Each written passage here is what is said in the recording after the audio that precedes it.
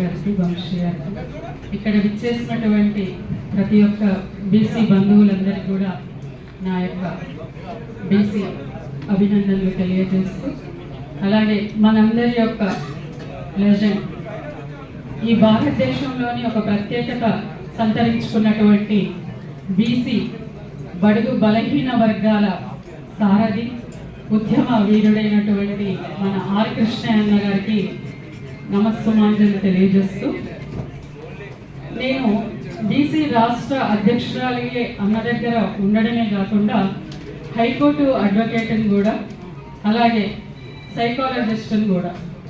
అయితే ఇంతవరకు కూడా మనకు మాట్లాడినటువంటి వాళ్ళు చాలా విషయాలని ప్రస్తావించడం జరిగింది.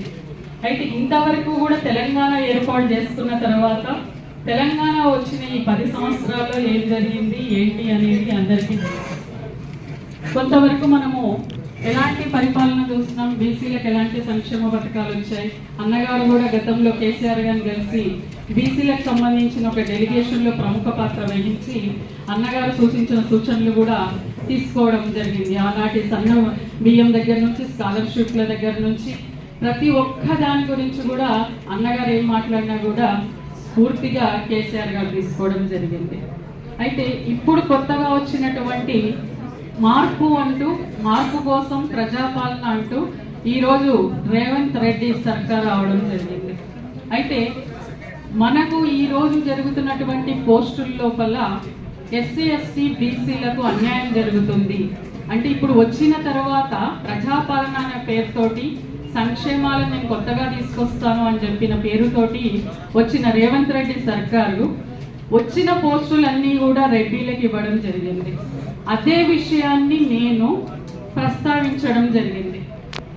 దానికి తోడుగా మా హైకోర్టు కూడా ఇక్కడి నుంచి, అంటే నగరం నడిబొడ్డులో ఉన్నటువంటి మా హైకోర్టుని రంగారెడ్డి డిస్టిక్లో ఒక బయోడైవర్సిటీ అయినటువంటి ఒక 3 లక్షల చెట్లను కొట్టేసి అక్కడ మాకు కొత్త భవనాన్ని కేటాయించడం, ఆ స్థలాన్ని కేటాయించడం అనేది నాకు చాలా బాధాకరంగా అనిపించి దాన్ని కూడా మేమంతా అడ్వకేట్స్ని ఖండించడం జరిగింది.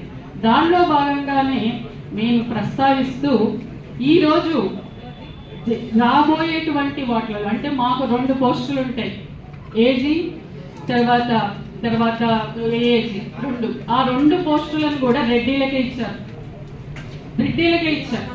ఇచ్చినప్పుడు నెక్స్ట్ రాబోయేటువంటి జీపీలు కానీ, ఏజీపీలు కానీ, స్టాండింగ్ కౌన్సిల్ కానీ రాబోయే వాటిలోనే ఎస్సీ ఎస్టీ బీసీలకు ఇవ్వాలి, రాష్ట్రమంతా రెడ్డిల రాజ్యం అవుతుంది అని చెప్పేసి ప్రస్తావించడంతో నాకు నోటీస్ ఇచ్చింది. అన్న వినాలన్న, మీరు రాష్ట్రమంతా రెడ్డిల రాజ్యం అవుతుంది, మాకున్నటువంటి ఏజీలు ఏఏజీలకు ఇద్దరికి కూడా రెడ్డిల పోస్టులు ఇచ్చిండ్రు అన్నందుకు నాకు ఈరోజు నోటీస్ ఇచ్చిండ్రు. నాకే నోటీసులు ఇస్తే ఇంకా మిగతా వాళ్ళ పరిస్థితి ఏంటి? నాకు హైకోర్టులో అడ్వకేట్స్, తర్వాత జిల్లాలో ఉన్న అడ్వకేట్స్ అందరి సపోర్ట్ ఉన్నందుకు ఈరోజు నేను ఒక సుప్రీంకోర్టులో ఉన్నటువంటి ఎస్సీ చైర్పర్సన్ అయినటువంటి అడ్వకేటు నాకు అక్కడ నుంచి సంఘీభావం చెప్పడం జరిగింది. ఇచ్చిన నోటీస్ వెనక్కి తీసుకోవాలి గొండాటి శారదా గౌడ్కి. ఆమె అడిగింది ఏంటిది? సామాజిక న్యాయం చేయమన్నాను, సోషల్ జస్టిస్ చేయమన్నాను. రాబోయేటువంటి పోస్టుల్లోనైనా ఎస్సీ ఎస్టీ బీసీ అడ్వకేట్స్ కి న్యాయం చేయమని అడిగితే మీరు నోటీసులు ఎట్లా ఇస్తారు అని చెప్పేసి ఆయన అడగడం జరిగింది. దానితోటి తర్జన భర్జన వెనక్కి జరిగి దానికి ఒక మాకు ఉన్నటువంటి బార్ కౌన్సిల్ మెంబర్ శంకర్ గారని, బి శంకర్ గారని, ఆయన చాలా ఘాటుగా చైర్మన్ కి లెటర్ రాయడంతో వాళ్ళు ఏం రిప్లై ఇచ్చారంటే, అది కాదు ఇది కాదు అంటూ మేము ఇట్లా అట్లా దీనికి ఇచ్చాము అని చెప్పేసి వేరే రకంగా దాంట్లో కొంచెం సానుకూలంగా ఇవ్వడం జరిగింది. అంటే ఈ రోజు నాకు అత్యధిక స్థాయిలో అడ్వకేట్స్ యొక్క సపోర్ట్ ఉన్నందుకు, ఉద్యమ నేపథ్యంలో వచ్చిన కాబట్టి, బీసీ రాష్ట్ర అధ్యక్షురాలుగా ఉన్న కాబట్టి, ఎన్నో కార్యక్రమాలు చేసినాం కాబట్టి, ప్రతిదానికి ప్రశ్నిస్తూ ముందలుకున్నా కాబట్టి నాకు ఇంతమంది తోడుగా ఉన్నారు. మరి ఎవరు ఏ అండా లేనటువంటి ఒక బీసీ వాది ఈరోజు ఎన్ని రకాలైనటువంటి కుగ్రామం నుంచి రాష్ట్ర స్థాయి వరకు ఎన్నో రకాలైనటువంటి టార్చర్లు అనుభవిస్తున్నారు. ఎవరిని ఎప్పుడు ఎక్కడ ప్రశ్నిస్తే వాళ్ళని తీసుకెళ్లి జైళ్లలో వేస్తున్నారో తెలుస్తలేదు. చాలా కొత్త పంత ఈరోజు తెలంగాణలో ఉంది. ఆ కొత్త పంతాన్ని ఈరోజు దూరం చేయాల్సినటువంటి అవసరం ఉంది. ప్రశ్నించే వాళ్ళు ఎవరు లేరు. ప్రశ్నించే వాళ్ళంతా మాయమైంది. ప్రజా సంఘాలు లేవు. ఏ రాజకీయ పార్టీలు కూడా ప్రశ్నించడం మొదలయ్యాయి. ఇప్పుడు ఎలక్షన్లు వచ్చినాయి కాబట్టి బీసీలు మా జేబులు ఉండాలని చెప్పి రకరకాల స్టేట్మెంట్లు ఇస్తున్నారు. కానీ ఖబర్దార్, ఇప్పటికైనా కూడా బీసీల గురించి అడ్డదిడ్డమైన స్టేట్మెంట్లు ఇచ్చిన, బీసీ బిడ్డలకు పట్ల విచక్షణ వివక్ష చూపించిన, అనవసరమైన కేసులేసి లోపలేసి తొలగించిన మేమంతా అడ్వకేట్ల అండగా ఉంటాం.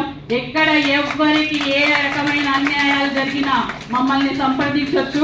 మా జూనియర్స్ అడ్వకేట్ సంఘం అధ్యక్షుడు ఉన్నాడు, మా వంశీ. మేమంతా కూడా చాలా యాక్టివ్. అక్కడ ఎక్కడి నుంచి ఎక్కడి వరకైనా కూడా తీసుకెళ్లి మాట్లాడగలిగే స్థాయిలో ఈరోజు మన బీసీ ఉద్యమ సారథులందరూ కూడా హైకోర్టులో, కింది స్థాయి మున్సిపల్ కోర్టుల వరకు ఉన్నాము. ఎవ్వరికి ఎక్కడ కూడా భయం అవసరం లేదు.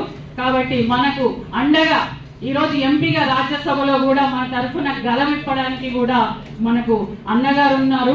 వీటన్నిటినీ చూసుకొని మనం కిసిసే కమ్ నహి, ఆధిపత్య కులాలు ఉన్నటువంటి 7% ఎక్కడ, 93% ఉన్న ఎస్సీ ఎస్టీ బీసీ మైనార్టీలు ఎక్కడ. అంబేద్కర్ స్ఫూర్తిగా ఓటు అనే ఆయుధాన్ని ఉపయోగించండి. ఓటు మీ తలరాత మారుస్తుంది. మీ చేతిలో ఉన్న ఓటుని మీరు వేసేటప్పుడు ఎవరు చూడరు. కరెక్ట్ పర్సన్స్ కి, మంచి నిజాయితీ గల వాళ్ళకి మీరందరూ ఓటు వేసి ఈ రోజు ఎంపీ ఎలక్షన్ లో